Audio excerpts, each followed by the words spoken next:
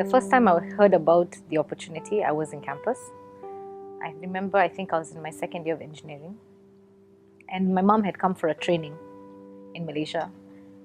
And I started hearing about what she was doing. That was the first time I got exposed to the idea. I didn't really understand it, but I kind of shared it with some of my friends in school. And unfortunately, I faced a lot of rejections or people who said it wasn't going to work. And at one point I said, you know what, it's not worth it. And I just let it go. So I graduated and I moved back to Kenya. And then I faced the reality of unemployment. I felt like I was begging for employment, despite the fact that there was so much money and so much sacrifice put into it. And that's when I took Qnet seriously. That's when I decided to take it up. I used to be literally a nobody.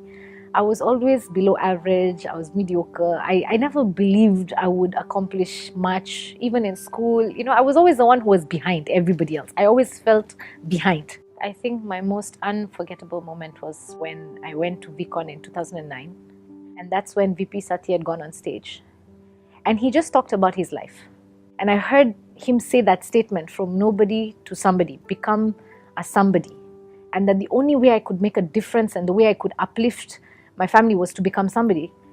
I started thinking about it, and I remember he told us to close our eyes, and I closed my eyes, and I remember just seeing my dad, I remember seeing my mom, and I just started crying.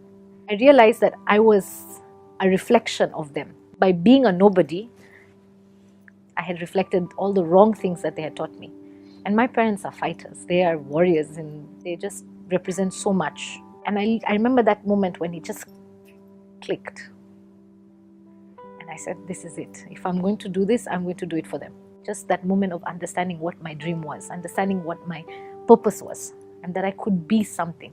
Compared to where I am right now and for my age and what I've achieved, I would say yes, I have achieved a lot. But have I achieved successfully? No. I think there's so much more that I could do. I think there's so much more potential that I do have.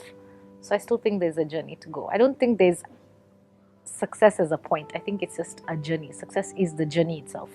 What it meant for me at the time when I started, success for me was being able to give my family whatever they wanted. Success was materialistic. But I think today's success for me is making a difference. For me, success means going from nobody to somebody. That's what I wanted to become. And that can only happen if I also make a difference in other people's lives. Because being somebody means making a difference out there. So that's, I think, what it has evolved into. I have more faith. I have more belief. And I can dream. If people hear my story, I want them to feel hope. I want them to believe in faith. I'd want them to feel like they deserve. If someone was to hear my story, I'd want them to feel these three things.